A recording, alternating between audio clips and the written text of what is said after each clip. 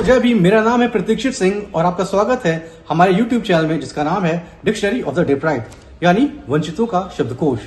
दोस्तों अगर आप ऐसा सोच रहे हैं कि हमारे चैनल का नाम ऐसा क्यों है, तो मैं आपको बता दूं हमारे इस चैनल का उद्देश्य है अपने दर्शकों के शब्दकोश यानी वोकैबुलरी को इम्प्रूव करना, और ये काम हम ऐसे शब्दों के जरिए करेंगे जो जुड़े हैं बहुजनों की पहचान से, जो जुड़े हैं उनके खट्टे मीठे अनुभवों से, और जो वर्तमान राजनीतिक और सांस्कृतिक परिदृश्य में भी फिट बैठते हैं।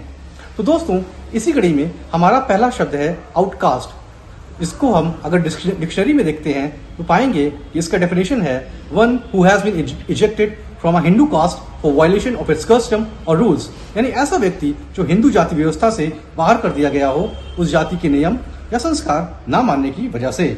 दोस्तों आमतौर पर किसी व्यक्ति को आउटकास्ट या जाति निकाला तब किया जाता है जब वो दूसरी जाति में शादी करता है या करती है।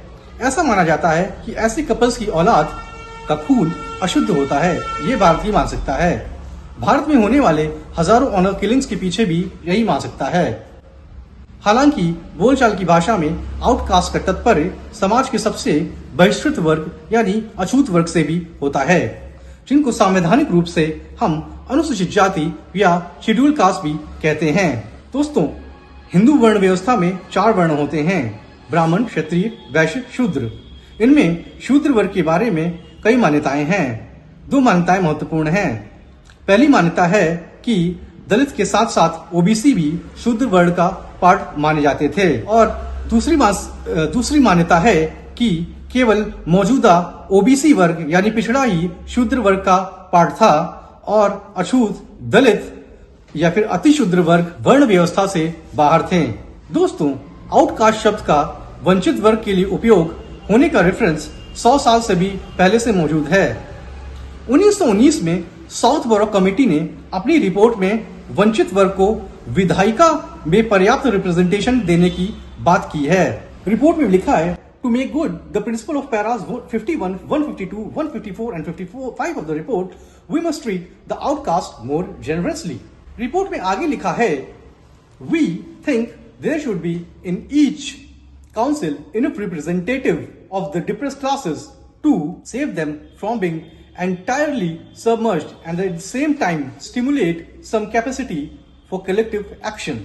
हम ये कह सकते हैं कि रिपोर्ट में आउटकास्ट और डिप्रेस्ड क्लासेस को इंटरचेंजेबली यूज किया गया है। गौरतलब है कि बाबा साहब डॉक्टर अंबेडकर ने साउथ बोरो कमेटी के समक्ष वंचित वर्गों का पक्ष रखा था और वंचित या अनछूत जातियों के लिए डिप्रेस्ड क्लासेस शब्द का प्रयोग भी किया था। दोस्तों बाबा साहब का एक बहुत ही फेमस कोट है जिसमें उन्होंने आउटकास्ट शब्द का प्रयोग किया है। वो कोट है Nothing can emancipate the outcast except the restriction of the caste system. उनका ये वक्तव्य गांधी जी द्वारा प्रकाशित हरिजन के इनॉग्रल एडिशन में छपा था। अगर हम अंग्रेजी साहित्य पर नजर डालें तो पाएंगे कि आउटकास्ट का इस्तेमाल अछूत या दलित वर्ग को संबोधित करने के लिए बड़े व्यापक लेवल पे किया जाता है।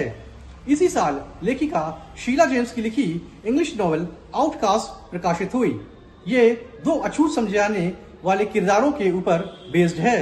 दोस्तों आउटकास्ट शब्द का एक होमोफोबिक वर्ड भी है। इसकी स्पेलिंग है OUTCAST, यानी लास्ट में एक ई का फर्क है।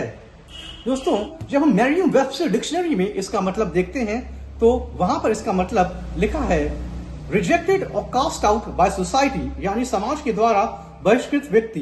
दोस्तों ये शब्द यानी जाति वाले आउटकास्ट से बहुत पहले से प्रचलन में है, लेकिन एक इंपॉर्टेंट कोइंसिडेंस है कि इसको भी भारत की जाति व्यवस्था से जोड़ा जा सकता है, क्योंकि अछूत या दलित वर्ग भी समाज के द्वारा बहिष्कृत है और इसीलिए इनके घर दूर होते हैं और अछूत माने जाते हैं।